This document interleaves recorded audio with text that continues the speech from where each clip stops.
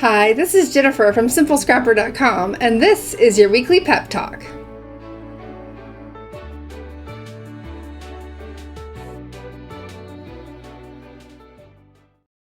Okay, so this week I want to talk about simplicity in action, and one specific way that I have simplified my own memory keeping and what I think that really means and how it can benefit you.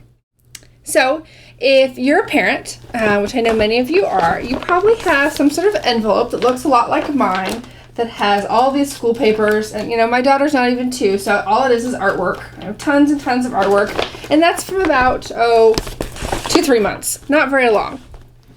And so if you're like me, you have this and it piles up, and maybe you have it in a nice little envelope like I do, maybe you don't. But it's weighing on you and you don't want to throw it away, but you're not really sure what to do with it because you can't just save all of it the way it is. It's just too much. And so this is where simplicity really comes into play.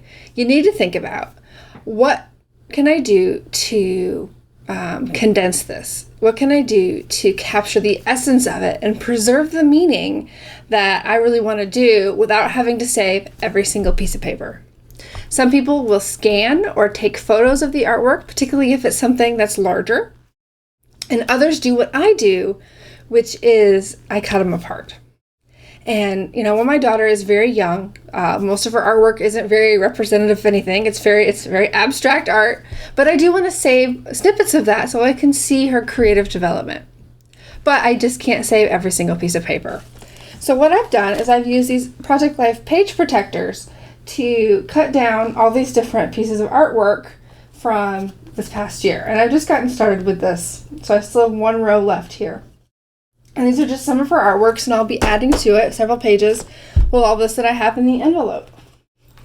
Now, one cool thing is I noticed that Becky Higgins just came out at Summer CHA, or will be next week, with some new configurations of divided page protectors that would be perfect for this.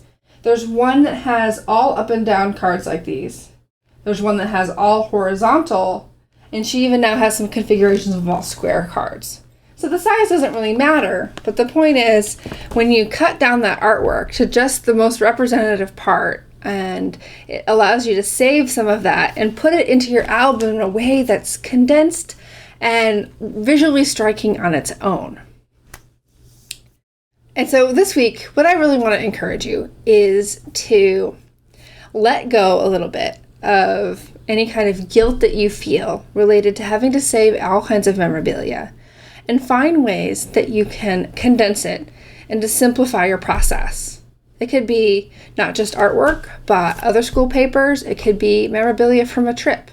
What can you do to condense it down, to simplify, so that it becomes usable and those memories are actually kept for you? Thanks, and I hope you have a great week. The Weekly Pep Talk is brought to you by Everyday Storyteller 2, a new idea book with 33 more practical ideas from real-world scrapbookers. Get your copy at everydaystoryteller.com.